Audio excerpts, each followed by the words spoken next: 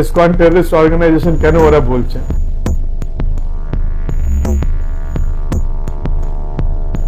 ISKCON terrorist organisation কেন ওরা বলছে? আমরা জানি কি ইসকন পুরো গ্লোবাল অর্গানাইজেশন, প্রায় 50 থেকে 55 ইয়ার্স ইসকন রয়েছে আমাদের সেবা ভাব নিয়ে। সব সময় মানুষের সঙ্গে দাঁড়িয়ে থাকি ওদের দুঃখের সময়। Specially Steve jobs Stanford commencement address, উনি 7 মিল হেঁটে যেতেন ইসকন মন্দিরে।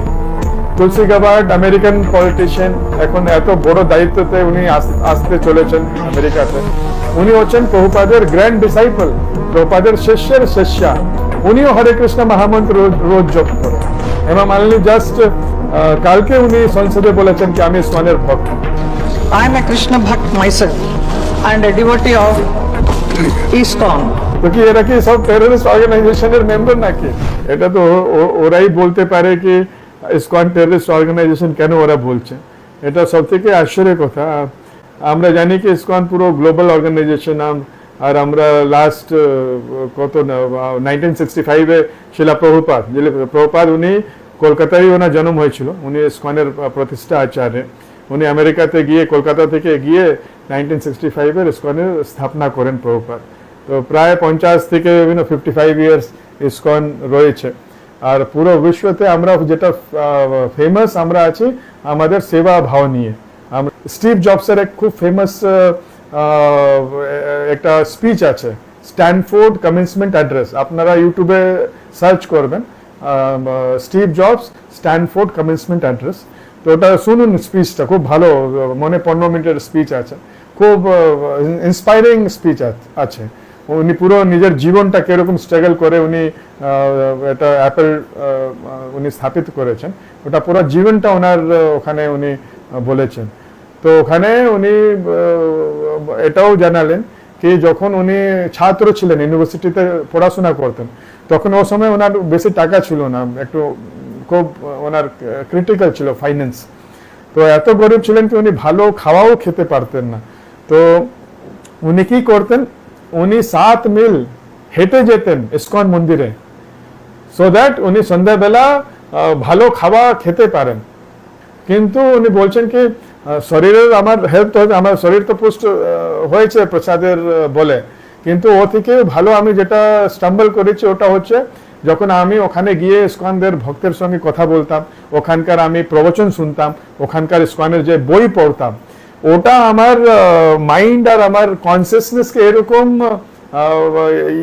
এনকারেজ করেছে, মতলব বেনিফিট করেছে কি আমি তারপরে যে জীবনে আমি কি করব, যে অ্যাপল কোম্পানি করলাম, অনেক কোম্পানি করলাম, তো ও যে বাণীটা আছে, যে ফিলসফিটা আছে, ওটা আমাকে হেল্প করেছে, ওটা আমাকে জীবনে আগিয়ে রেখেছে। তো এত বড় মানুষ উনি এত ক্লোজলি ভক্তদের সঙ্গে অ্যাসোসিয়েট করে এত বড় কোম্পানি বানিয়েছেন। তারপরে অ্যালফ্রেড ফোর্ড, দ্বিতীয় আমি এক্সাম্পল দেবো, অ্যালফ্রেড ফোর্ড অনেক বড় বিজনেসম্যান, ফোর্ড কোম্পানির যে আছে ওয়ার্ল্ড ফেমাস। ওনার গ্রেট গ্র্যান্ডফাদার ছিলেন Henry Ford. He was an খুব বড় আমেরিকান বিজনেসম্যান। তো ওনার গ্রেট গ্র্যান্ডসন অ্যালফ্রেড ফোর্ড উনি ইসকনের ভক্ত। উনি এত ডেডিকেটেড, উনি রোজ 2 ঘন্টা 16 মালা করেন, জপ করেন। ওনার ওয়াইফ হচ্ছেন, উনি এক বাঙালির সঙ্গে বিবাহ করেছেন, ওরা দুইজনই ইসকনের ভক্ত। প্রভুপাদ থেকে উনি দীক্ষিত।